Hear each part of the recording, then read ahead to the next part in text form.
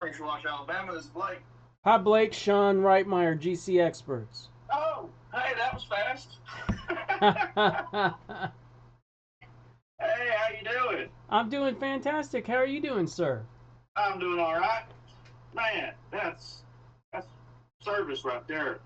Uh, yeah, I got I'm in a pickle.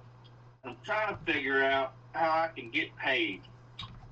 I got awarded. So I went through y'all's stuff like I think February or March this year, and after that, I ended up winning the very first contract I ever even submitted a bid for. Wow. Yeah, I went through an RFQ, won $100,000 project where I made almost 20 grand off of it and didn't do anything. Wow. It was great. Yeah, did a got a project for in West Virginia of all places, Okay. with no license, no contractor's license in West Virginia. So apparently that's not still a thing. Okay. That's good to hear. As long as your sub is licensed and you submit all of that with your packet, apparently that works. Yeah, no, I got a Department of Interior contract for National Park Services, Harper's Ferry. We did 200,000 square foot of parking lot for them. We seal coat, crack fill, line stripe, redid their whole visitor center. And I had a sub. They did the whole thing. It was great. The project that I'm on now, we got awarded a project up in Alaska, in Fairbanks, at the airport up there for the uh, wildlife service. And we were awarded the project in, was it September? So August, end of August, with they wanted to get this done before the end of the fiscal year. So they gave us we ended up with like a 3-week period of performance on this. Okay. And we were ready to go. Complete the period of performance was supposed to end September 19th. Had to get an extension because the government did not get the FAA permits approved in time. So what the project is, and I've got all kinds of email from all of this where this is like a ridiculous. The core, the COR was not even available for the first week and a half of the project. He didn't get and it's only a $25,000 project. And he didn't get the permits submitted to the FAA until like a week and a half after the contract was awarded, which cut our time down to, even if we got the permits the day they were applied for, to 2 weeks. I've had 2 different subs up there just sitting on go, waiting on the permits to come in. Well, at this point, the FAA permit is still under review, and it is in the mid to low 40s now, and is too cold to do asphalt and crack fill. So we are not going to be able to do the project even with the extension that they gave us, because just the weather in Alaska is not going to allow that. Okay. So my question is, how can I get any kind of money out of this when I tell them, hey, this is moves too far into this weather for the year and we can't do this? Or do I need to wait on them to say that it can't be done? Oh no, you can absolutely put them on notice. Now, when you say I have my guys up there sitting there doing nothing, I need to know what you specifically meant when you said that. All right, there are 2 subcontractors that I have for this project. They're local to the area.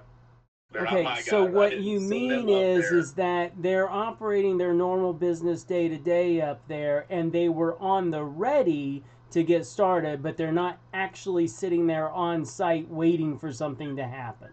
they've been on site 3 times trying to do this project, waiting for them to say yes, the permits are approved, because the communication has been awful. Okay, so we've already purchased materials after we got the approval because of the super short window that we had. Yep. And they pushed because of, the limited window that we had. They weren't able to take on any additional work to be able to make sure that we had time to complete this project. At this point, they've wasted the last month of their season and can't do anything and have product and material and loss of time. Okay. Do you remember in the workshop where I talk about Seth and the what was it? Filling a sinkhole? Yeah, by the time that they got there, it was like 3 times bigger than it was when I initially looked at it. And that's right. Is that the one? I think that we might be in this situation where what we want to do is ask the government for a termination for convenience. Okay. And then resubmit it at a later date when the weather's... No. Termination for convenience means, if you remember from the workshop, you're entitled to your cost plus overhead and profit. Right. Okay? And your costs at this point are going to be all the material, which we're happy to turn over to the government. It's going to be the time that they went out there and they were sat around and were waiting and all that stuff. It's going to be your cost of procuring a federal contract. It cost you something. It's going to be the cost of you and I sitting here having this discussion. You're going to have costs that you're entitled to plus overhead and profit. Or we're going to ask the government for a massive change order to extend this contract out till, better weather, which could be May. Which could be May of next year, which might cost them another $50,000 or $100,000 to remain on standby until May. So now I know that the contract officer has already said that there's not going. They'd have to terminate before they could extend out that far. Do it for. Great. That's what we want, is a termination for convenience. And then once we get the termination for convenience, that's when I want you to go back and watch in great detail the part of the workshop where I talk about Seth and what we did with that sinkhole. Okay? And then after, this is my personal cell phone number that I've called you from. Okay. After you've reviewed that, I want you to call me back and let's talk about how the principles associated with that apply specifically to this situation. Okay. So, because I need to get with my subs and get them to come up with some numbers and material. No, we don't want to do anything at this point. What we want to do is we want to ask the government to either extend the contract out till May. And put them on notice that we will have additional costs associated with that, or issue a termination for convenience. Okay? Okay. That's the first step. Now notice those 2 options there had nothing to do with contacting my guys and figuring out costs, did it? No. Okay? And you'll understand that once you go revisit that video and pay real close attention, even if you have to watch it twice, because I map out exactly the mindset, why I took every step that I took. Okay? All right. Do you remember what part of the... Yes, it's on day 2. Okay. And it's after I talk about the subcontract agreement. Okay. All right. And I think you're going to see a slide that says Seth's sinkhole. Okay. All right. Hey, I got a question for you. How often do those videos get updated at all? I do an update video every year. Like the first 5 minutes of day 1 is me updating things. But as far as the workshop itself, let me ask you this. Have you ever gone and seen a Broadway play or something similar to that? Yeah. Okay, tell me the name of it. I've seen... just one. Phantom of the Opera. Okay, Phantom of the Opera. if you go see Phantom of the Opera in the year 2000 and then go see it again in the year 2007, is the play any different? No, it's the exact same. Wait a minute. It's not the exact same because different actors. It's different actors, but it's the same. It's the same general story. Yeah, it's the same story, same lines, same songs, same dance. Yeah, that's right. If I go change the workshop, you're gonna remember things differently. Like you might go, "Damn, I don't remember seeing that the first time." I don't necessarily mean change it, but there's so many things that are changing right now in the contracting with the FAR and all that stuff that's coming down. I was wondering if you were going to be doing like an additional anything, or is it just going to be a couple of updates kind of thing? I do an update every year as things change, and if you go back and look at the beginning of day one, you'll see that at the beginning of this year, I updated it. I think I can't remember for sure, but I think I actually say it's 2025, and Yeah, you did. You did. And yes, I will continually do that as necessary.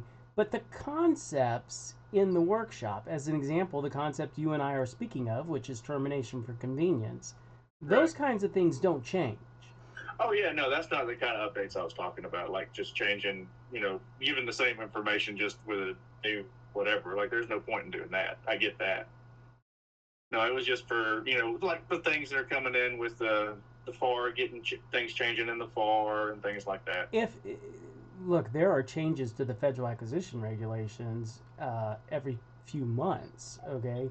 And if something, in other words, it would have to be something major. Like as an example, something that I would change in the workshop if a FAR changed. If the Federal Acquisition Regulation 13.004, if the text of that FAR changed, not only would I be one of the first people to know about it, but I'd be one of the first people telling my people that because if the risk associated with bidding a federal contract changed, that's important. But if they change, there are many federal acquisition regulations that have nothing to do with construction, and they're changing all the time. And so for me to stay on dollar amounts and thresholds and things like that go up and down, or stuff like that. Doesn't those kinds of things don't matter, okay? Right. But if something mattered, yes, you'd have an update about it. Okay. Because every time I log on to Sam, there's this new FAR updates. I check it every now and then. I'm like, if I were you, I would ignore it. I mean, you'd have to be a complete nerd geeking out on federal acquisition regulations. And it's not that I'm not happy to do that. I do have a client that calls me, I don't know, once a month, and he says, "Do you have 5 minutes?" And we got to laughing because our 5-minute conversations are always half an hour to an hour. But he likes to nerd out and geek out on things, and I'm happy to do that with you anytime you want. I'm not going to take up that much of your time. No, I'm sure you'd rather be out drinking on your boat than listening to me talk about the minutia of the FAR. You'd be surprised, man. I'll pull up anything and read it. All right, so yeah, I'll send an email today. No, watch that video first. Okay, when I get done dropping this equipment off, I'll get back and watch that video then. Yeah, and then just call me back after you've watched that, so we can strategize about what that should say in the email. Okay. You want me to send you over any of the correspondence that I've got from the? Nope. We're gonna do it. We're gonna do it live together, and we're gonna make sure that it's perfect before it gets sent in, so that I can position you properly. Okay. All right. We'll do it like that. I'll be giving you a call a little bit later this afternoon. Okay, Blake. Thanks. Bye-bye.